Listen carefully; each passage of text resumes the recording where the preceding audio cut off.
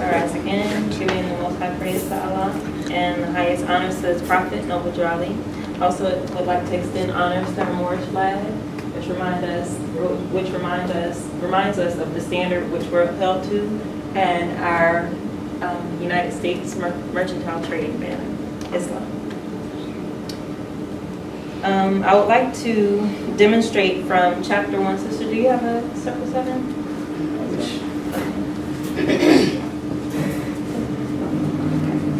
I would like to demonstrate from chapter 1, which starts on page 4. I'm going to actually be reading, well, I'll start from page 4 as well. Just to demonstrate that our prophet is a true and divine prophet. And prophets come through a line of prophets. And our prophet didn't bring us anything new or anything different than what other prophets brought us, from Prophet Muhammad, Prophet Jesus. And this is an example I like to read. I like to read from this chapter and then read from another book, just to show the parallel of the teachings that were brought from our prophet. And I'm going to start from man is a thought of Allah. And if you skip down after the lines where it says here now, it should be the next line after that. And it says, man is a thought of Allah. All thoughts of Allah are infinite. They are not measured up by time, for things that are concerned with time begin and end. The thoughts of Allah are everlasting, of the past unto never-ending days to come.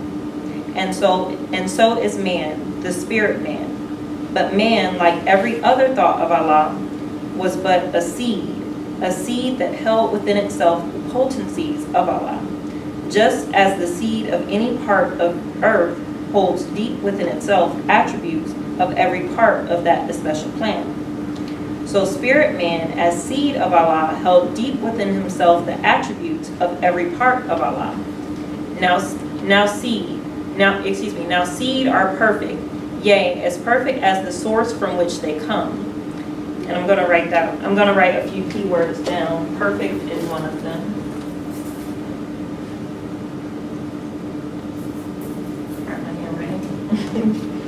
Perfect. Now seed ye are perfect, yea, as perfect as the source from which they come. But they are not unfolded into life made manifest. The child is as perfect as the mother is. So man, the seed, must be deep planted in the soil, that he might grow, unfold, as does the bud unfold to show the flower. The human seed that came forth from the heart of Allah was full ordained to be the Lord of the plane of soul and of the plane of things made manifest. So we have the plane of soul and the plane of things made manifest.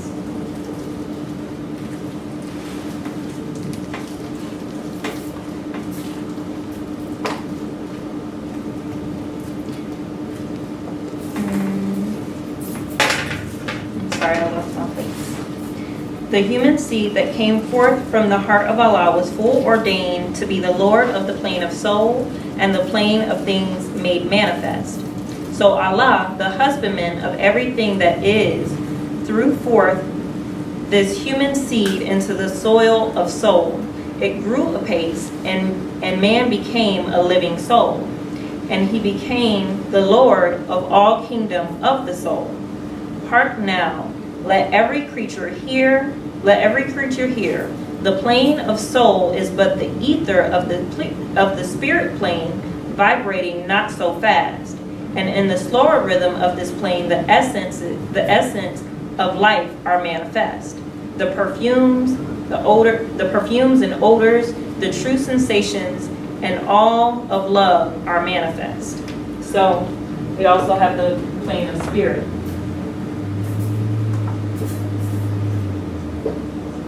So So you have the plane of spirit, the plane of soul, and the plane of manifest. And I'm going to read this portion again. It says that these lower planes, the plane of soul and the plane of manifest, for those that know, please bear with me. The plane of soul and the plane of manifest are just the plane of spirit vibrating slower. So us, on the plane of manifest, incarnated in our fleshly bodies, we're just that spirit vibrating at a slower pace. And our goal is to raise our vibration back up to that plane of spirit.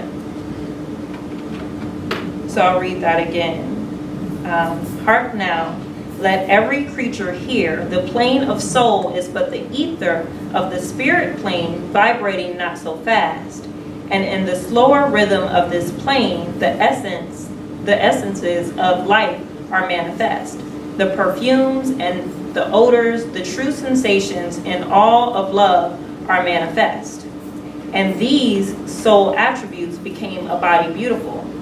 A multitude of lessons man must learn upon the plane of soul. And here he tarries many ages until his lessons are all learned. Upon the boundary of the plane of soul, the ether began to vibrate slower still, and then the essence took on a final garb. The perfumes, the odors, and the true sensations and all of love were clothed in flesh, which is the plane that we're on now, plane of flesh or the plane of manifest.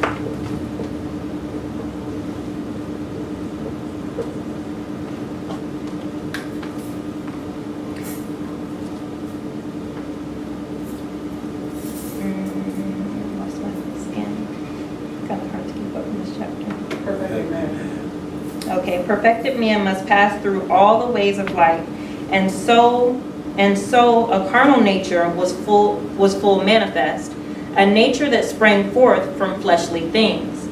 Without a foe, a soldier never knows his own strength, and thought must be developed by exercise of strength. I'm also going to write that word down. Foe.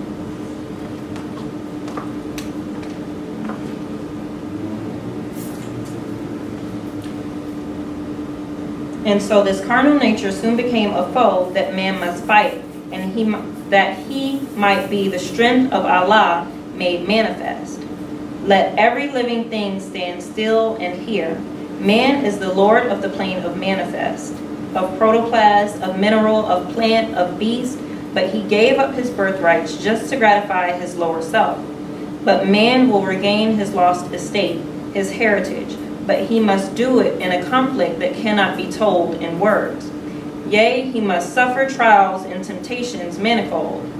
But let him know that cherubim and seraphim that rule the stations of the sun and spirit of the mighty Allah, who rule the solar stars, are his protectors and his guide, and they will lead to victory. Man will be fully saved, redeemed, perfected by the things he suffers on the plane of flesh and on the plane of soul. When man has conquered carnal things, his garb of flesh will then have served its purpose well, and will fall and will be no more. Now, I read that, and I'm going to compare it to a particular teaching of Mithras. And Mithras is, of course, the Greek gods, and we know who the Greek teachers were. They were the Egyptians, which, was us. And so in the system of Freemasonry, it said that the deity Mithras was the only one that could come and resurrect Hiram Abiff from his grave. So this, I felt the need to look into it. What's this principle of Mithras that we delivered to the Greeks that is going to raise us from that shallow grave? And so I'm going to begin to read, and this is from a book called The Secret Teachings of All Ages by Manly P. Hall. And I'm going to read, this is in, which chapter? I'm not sure which chapter.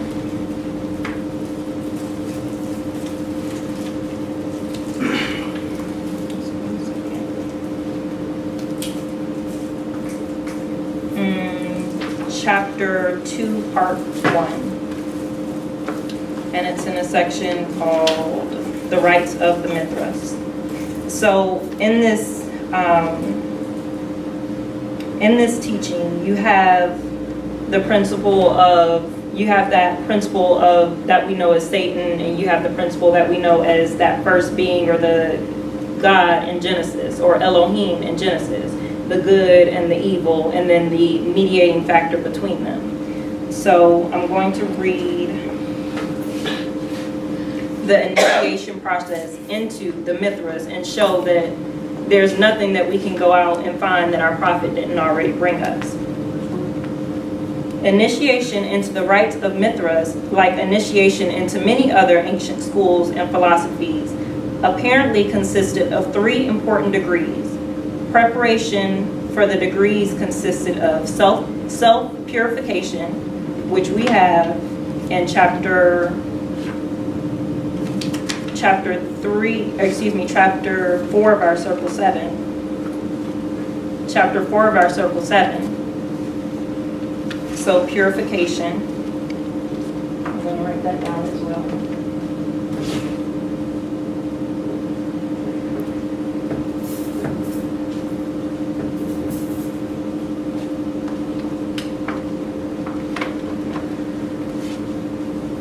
Self-purification, the building up of intellectual powers, and the control of the animal nature, or what we refer to in more science as our lower self.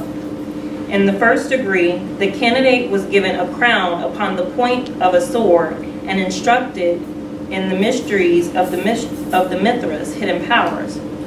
Probably he was taught that the golden crown represented his own spiritual nature, or where we come from, the plane of spirit, which must be objectified and unfolded before he could truly glorify Mithras. For the Mithras was his own soul, standing as a mediator between Ormuzd, which is his spirit. Ormuzd represented the spirit, so I'm going to write these down too.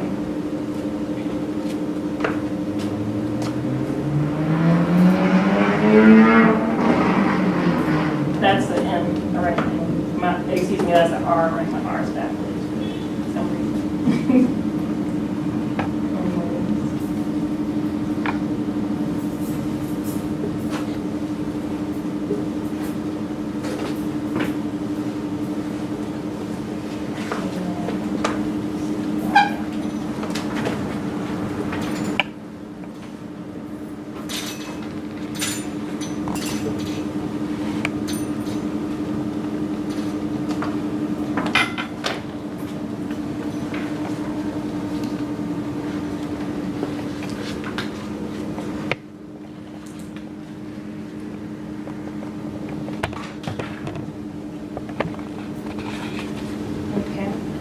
So it says that probably he was taught that the golden crown represented his own spiritual nature, which must be objectified and unfolded before he could truly glorify Mithras, or his spirit self, or also referred to as Ormuzd.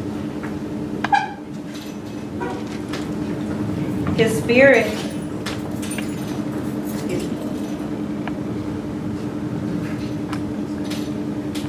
Ormuzd, his spirit, and Arhemen, which is the animal nature. His animal nature, or his lower self, as we refer to in more science. In the second degree, he was given the armor of intelligence and purity and sent into the darkness of the subterranean pits to fight the beast of lust, passion, and degeneracy. So that sounds a lot like when we came down into the carnal realm to fight our foe that we have to fight in order to develop our strength. In the third degree, he was given a cape upon which were drawn or woven the signs of the zodiac and other astronomical symbols. After his initiations were over, he was held as one who had risen from the dead, or have risen from, like us, that black state, that state of being black, Negro, African American, all of those other terms that we refer to ourselves as.